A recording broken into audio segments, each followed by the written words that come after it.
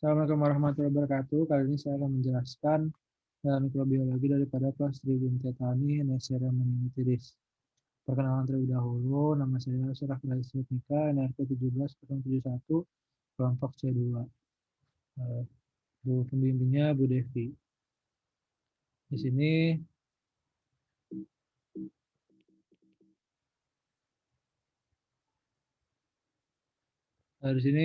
masuk apa yang ingin kita bahas di sini adalah identifikasi daripada bakteri. Tadi di atas sudah dijelaskan Clostridium tetani dan juga Neisseria meningitidis.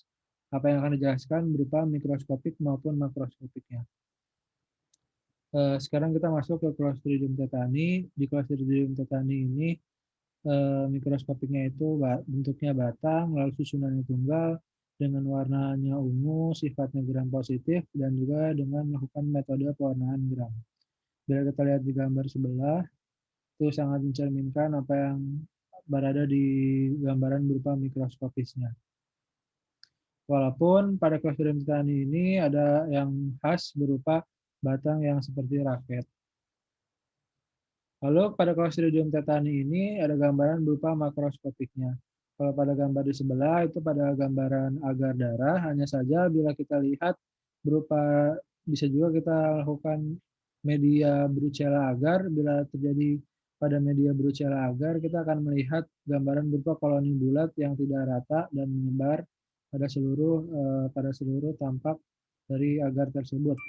Lalu penyebab tetanus merupakan penyakit bakteri ini merupakan penyebab penyakit tetanus pada manusia dan dia adalah bakteri anaerob.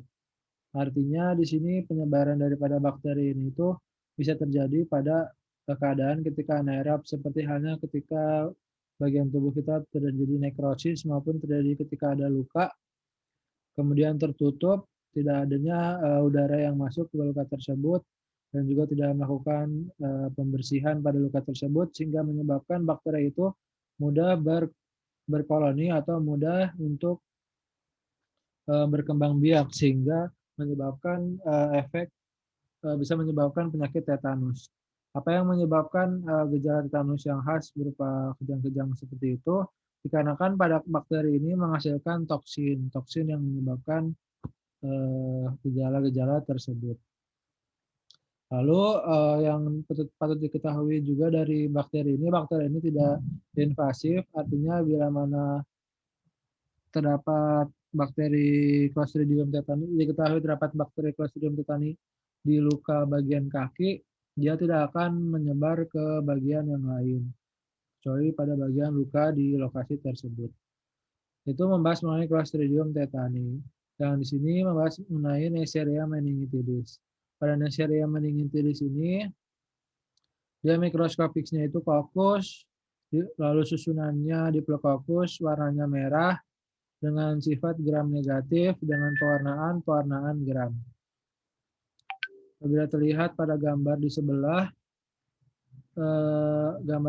ini menggambarkan bahwa bentuknya yang bulat, dan juga kalau kita bisa melihat ternyata ada akan tergambar pada makroskopiknya seperti pada slide sebelumnya. Setelahnya, Neisseria meningitidis ini makroskopiknya kalau di gambar sebelah ini dalam agar darah, hanya saja kalau semisal bila kita gunakan agar Thayer Martin atau agar coklat akan memberikan gambaran koloni lembab, menonjol, lalu juga ada jernih dan juga bulat cembung.